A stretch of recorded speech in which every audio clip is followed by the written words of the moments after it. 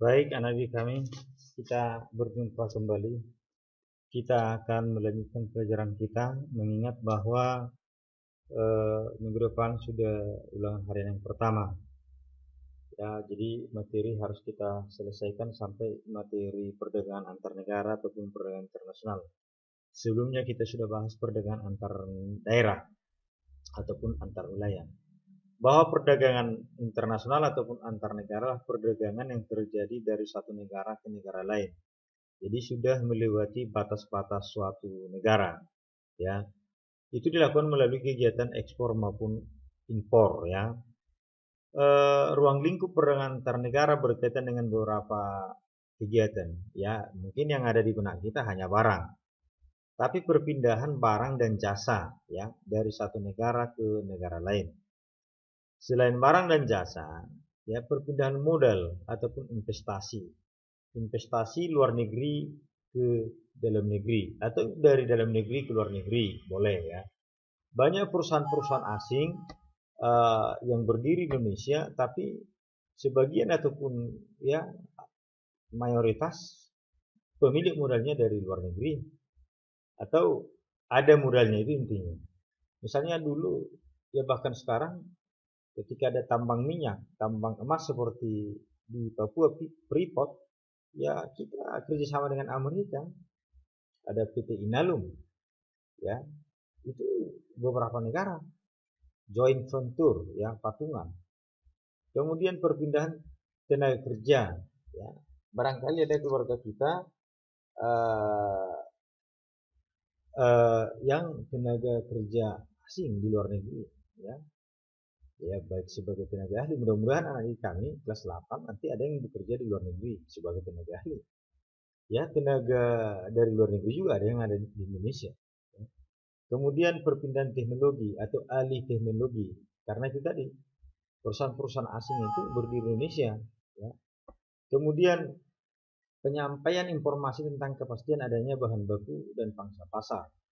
Ini yang paling cepat sekarang sesuai dengan perkembangan teknologi digital. Kemudian aktivitas perdagangan antar negara, di sini ada, ya, pelabuhan, ya, pelabuhan internasional. Kemudian melalui kegiatan ekspor. Ekspor ini yang kita harapkan.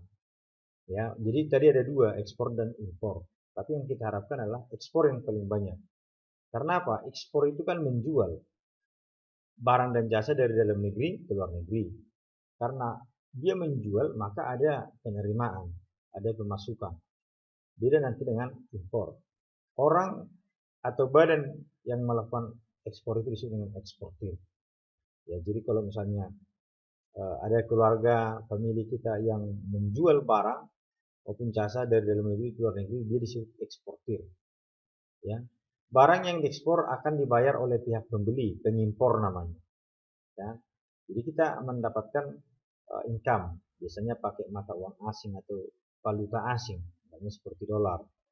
Kemudian impor, kebalikannya tadi. Impor ini adalah kegiatan membeli barang dari luar negeri ke dalam negeri, maka kita akan ada pengeluaran, ada pembayaran pakai mata uang asing juga, ya.